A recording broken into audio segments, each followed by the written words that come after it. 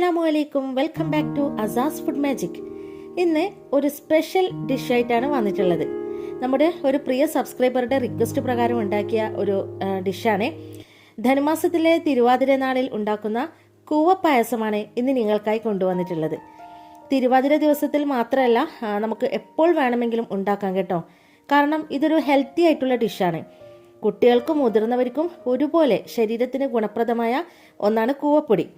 ആഹാരമായും മരുന്നായും നമുക്ക് ഒരുപോലെ കൂവപ്പൊടി ഉപയോഗിക്കാം. വയറുവേദനക്കൊക്കെ വളരെ നല്ലതാണ്. അപ്പോൾ കൂവപ്പൊടി ഉപയോഗിച്ചിട്ടുള്ള നല്ലൊരു പായസത്തിൻ്റെ റെസിപ്പിയാണ് ഇന്ന് നിങ്ങൾക്കായിട്ട് കാണിക്കുന്നത്. പിന്നെ നമ്മുടെ ചാനലിൽ മുന്നേ ഒരു കൂവ കാച്ചിയത്, പശുവിൻ പാലിൽ കൂവ കാച്ചിയതിൻ്റെ റെസിപ്പി കാണിച്ചിട്ടുണ്ടായിരുന്നു. അപ്പോൾ കാണാത്തവർക്കായിട്ട് അതിൻ്റെ ലിങ്ക് ഞാൻ താഴെ ഡിസ്ക്രിപ്ഷനിൽ കൊടുക്കാം കേട്ടോ. അപ്പോൾ നമുക്ക് എങ്ങനെയാണ് ഹെൽത്തി ആയിട്ടുള്ള കൂവപ്പായസം റെഡിയാക്കുന്നതെന്ന് ഒന്ന് കണ്ടുവരാം. കൂവപ്പായസം ഉണ്ടാക്കാൻ പ്രധാനമായും രണ്ട് സാധനങ്ങളാണ് വേണ്ടത്: കൂവപ്പൊടിയും ശർക്കരയും. ഇവിടെ കൂവപ്പൊടി എടുക്കുമ്പോൾ നല്ല ക്വാളിറ്റിയുള്ള പൊടി തന്നെ എടുക്കാൻ ശ്രമിക്കുക. ഞങ്ങളിവിടെ വീട്ടിൽ സ്ഥിരമായിട്ട് പാലിൽ കാച്ചി എടുക്കാൻ വേണ്ടിയിട്ട് കൂവപ്പൊടി വാങ്ങാറുണ്ട്. അപ്പോൾ വീട്ടിൽ തന്നെ ഉണ്ടാക്കി പൊടിച്ച് കൂവപ്പൊടി വിൽക്കാറുണ്ട്. അപ്പോൾ അങ്ങനെ വാങ്ങിയതാണ് ഈ ഒരു പാക്കറ്റിലുള്ളത് കേട്ടോ. അപ്പോൾ കടയിൽ നിന്ന് വാങ്ങുന്നത് എത്രത്തോളം നല്ലതെന്ന് പറയാൻ പറ്റില്ല. അപ്പോൾ ഇവിടെ നമ്മൾ ഉപയോഗിച്ചിട്ട് പകുതിയായിട്ടുള്ള കൂവപ്പൊടിയാണ്. അപ്പോൾ ഇതിൽ നിന്ന് 1 കപ്പാണ് നമ്മൾ പായസം ഉണ്ടാക്കാൻ വേണ്ടിയിട്ട് എടുക്കുന്നത്. പിന്നെ ശർക്കര വേണം. അപ്പോൾ ഈ ഒരു ശർക്കരയിൽ നിന്ന് പകുതിയാണ് നമ്മൾ പായസത്തിലേക്ക് ചേർക്കുന്നത്.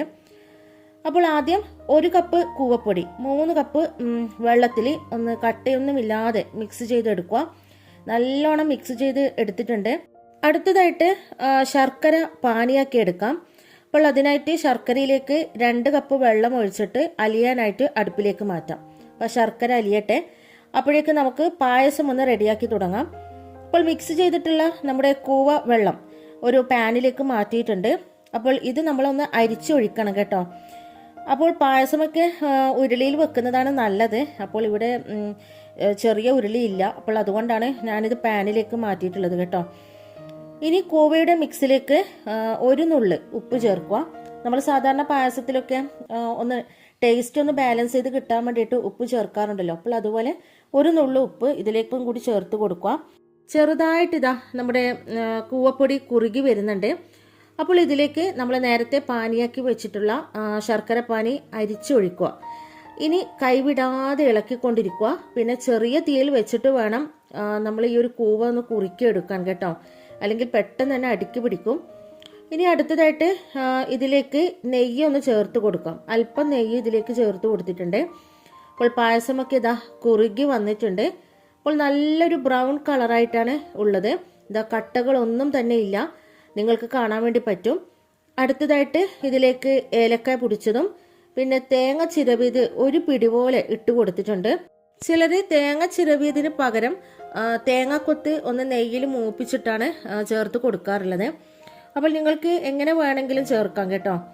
അപ്പോൾ ഒരു 10 മിനിറ്റ് ഇതുപോലെ വെച്ചതിന് ശേഷം നമുക്കിത് ഇറക്കി വെക്കാം. കൂവപ്പായസം ഇവിടെ റെഡി ആയിട്ടുണ്ട്. നല്ലൊരു കുറുകിയ പായസമാണ്. ഇനി നമുക്ക് ഇതിലേക്ക് നെയ്യിൽ അല്പം അണ്ടിപ്പരിപ്പും മുന്തിരിയൊക്കെ ഒന്ന് ഫ്രൈ ചെയ്തിട്ട് ഒന്ന് പായസത്തിലേക്ക് ഒഴിച്ചു കൊടുക്കാം. വളരെ എളുപ്പത്തിൽ ഹെൽത്തി ആയിട്ട് ഉണ്ടാക്കാൻ പറ്റിയിട്ടുള്ള നല്ലൊരു പായസമാണ് കേട്ടോ. അപ്പോൾ എല്ലാവരും ഒന്ന് ട്രൈ ചെയ്ത് നോക്കുക. അപ്പോൾ ഇന്നത്തെ റെസിപ്പി എല്ലാവർക്കും ഇഷ്ടമായെന്ന് വിചാരിക്കുന്നു. ഇഷ്ടമായെങ്കിൽ ഉറപ്പായിട്ടും ലൈക്കും സബ്സ്ക്രൈബും ചെയ്യാൻ മറക്കരുത്. അപ്പോൾ ഇൻഷാ അല്ലാഹ് ഇതുപോലുള്ള കിഡ് റെസിപ്പി ആയിട്ട് നമുക്ക് വീണ്ടും കാണാം. Thanks for watching.